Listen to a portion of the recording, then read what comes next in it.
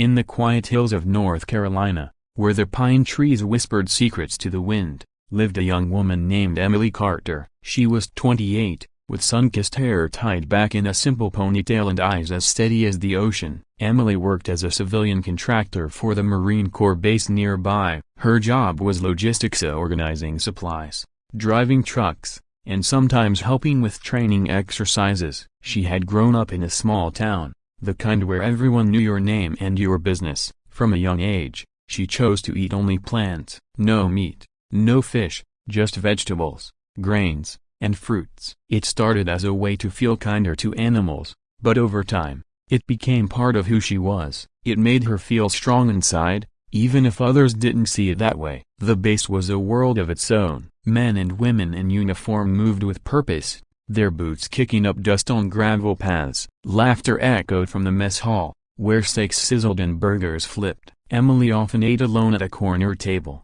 her plate piled with salad, beans, and rice. She didn't mind the solitude much. It gave her time to think, to breathe in the fresh air that carried hints of salt from the distant sea. One crisp autumn morning, Emily arrived at the base as the sun peeked over the horizon. The sky was a soft pink, like cotton candy melting into blue. She parked her old pickup truck and headed to the supply warehouse. That's where she first met the group of Marines who would change everything. There were 4 of them: Sergeant Mike Johnson, a broad-shouldered man with a quick laugh; Corporal Tom Reyes, quiet but observant; Lance Corporal Sarah Lee, the only woman in their squad, with a sharp wit; and Private First Class Alex Thompson, young and eager. They were prepping for a field exercise, a long hike through the rugged terrain to simulate combat conditions. Emily was assigned to drive the support vehicle, carrying extra water, medical kits, and rations. As she loaded the truck, the Marines gathered around. Mike spotted her lunch bag peeking out from her backpack. "What's that, Carter? More rabbit food?"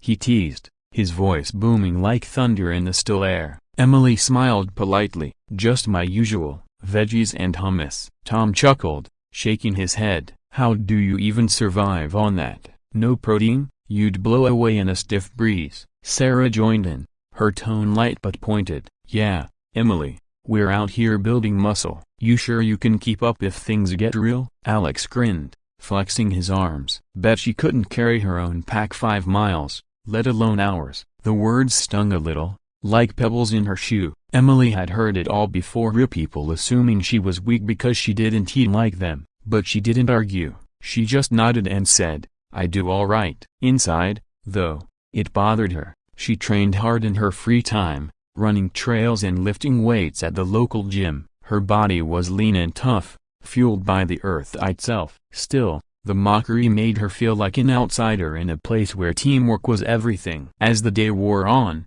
the exercise began. The Marines set out on foot, rifles slung over shoulders, packs heavy with gear. Emily followed in the truck, bumping along a dirt road that wound through the forest. The leaves were turning gold and red, crunching under tires. Birds sang overhead, and a gentle breeze rustled the branches. It was peaceful, almost like a Sunday drive, but Emily knew these drills could turn serious. The terrain was unforgiving: steep hills, hidden roots, and sudden drops. Around noon, they stopped for a break in a clearing.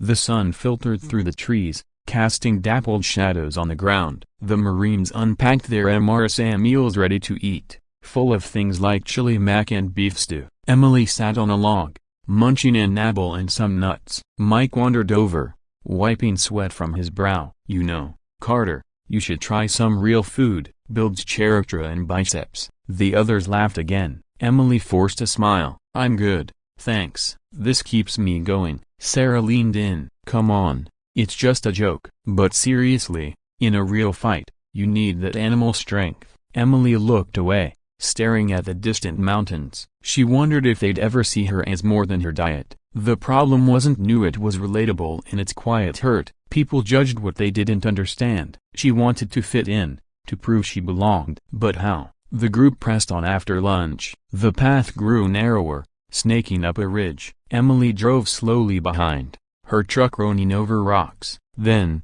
without warning, the ground shook. A muffled boom echoed through the trees. It was supposed to be a controlled explosion, a part of the exercise to simulate denied. But something went wrong. The charge was too close, or maybe misplaced. Dirt flew, and shouts filled the air. Emily slammed on the brakes. Through the dust, she saw chaos. Mike, Tom, and Alex were down, sprawled on the ground. Sarah was staggering, clutching her arm. The explosion had been small, but shrapnel and the blast wave had done damage. Legs twisted, blood seeping from wounds. The radio crackled a help was coming, but the base was miles away, and the road ahead was blocked by fallen trees. Panic rose in Emily's chest, but she pushed it down. She jumped from the truck, grabbing the medical kit. "Hold on," she called, her voice steady despite the fear. Sarah limped over. "They're hurt bad. Mike's leg is broken. Tom's bleeding from his side.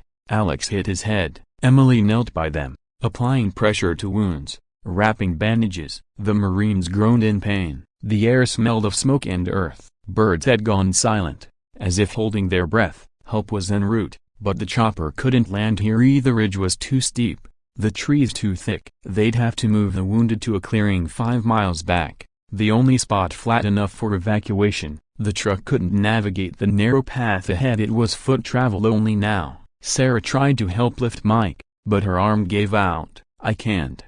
It's dislocated." The others were too injured to walk. Emily looked around. No one else, just her. A gentle twist settled in, like a leaf turning in the wind. Emily realized what she had to do. "I'll carry them," she said quietly. Sarah stared. "You, alone? That's impossible." But Emily didn't hesitate. She had carried heavy loads before in her job, on hikes. Her vegetarian fuel had built endurance, not bulk. She started with Mike, the heaviest, hoisting him onto her back in a fireman's carry. She adjusted his weight. Her muscles burned, but she breathed deep. One step, then another. The path was brutal. Roots snagged her boots. Hills rose like walls. Sweat poured down her face, mixing with dust. She paused every few minutes, lowering Mike gently, catching her breath. The sun beat down, warm and unrelenting. Birds returned, their songs a soft encouragement. "Leave me," Mike muttered once,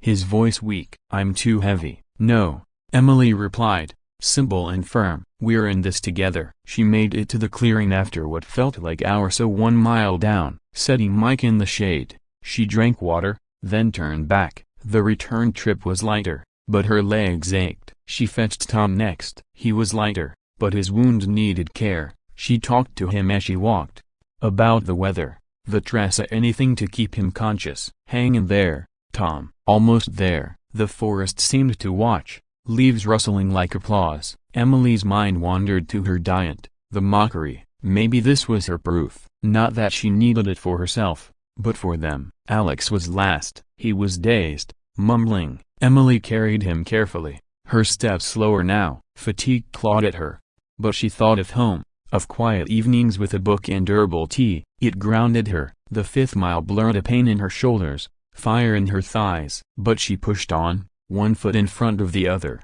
Finally, all three were in the clearing. Emily collapsed beside them, chest heaving. Sarah had followed slowly, helping as she could. The chopper's thrum grew louder, blades chopping the air. Medics rushed in, taking over. As they loaded the wounded, Mike grabbed Emily's hand. You saved us." "How?" Emily shrugged, exhausted but calm. "Just did what needed doing." Back at the base that evening, the sun dipped low, painting the sky in oranges and purples. Emily sat in the mess hall, bandaged but okay. The Marines were in the infirmary, recovering. Word spread like wildfire. The ones who had mocked her now spoke in awe. Mike wheeled in later, his leg in a cast. Tom and Alex followed on crutches, Sarah with her arm in a sling. They approached her table. "Carter," Mike said, his voice soft. "We were wrong, about everything." Tom nodded. "That strength.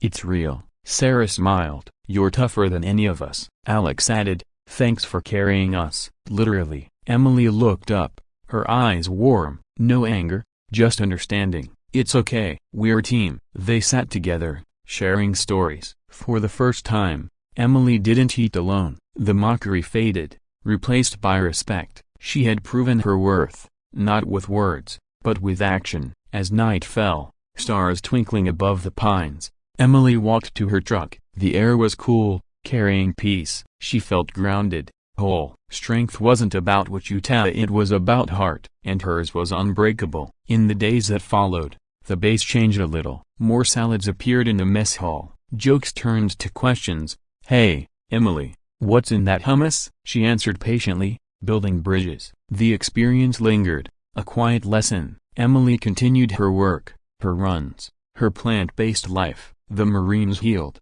stronger in body and spirit. They trained together sometimes, Emily joining hikes with her steady pace. One evening, under a full moon, Mike pulled her aside. "You know, you carried more than us that day. You carried away our doubts." Emily smiled. "And you gave me friends." It was a satisfying end, emotionally rooted in connection. No heroes or villains, just people learning, growing. The hills whispered on, timeless and calm.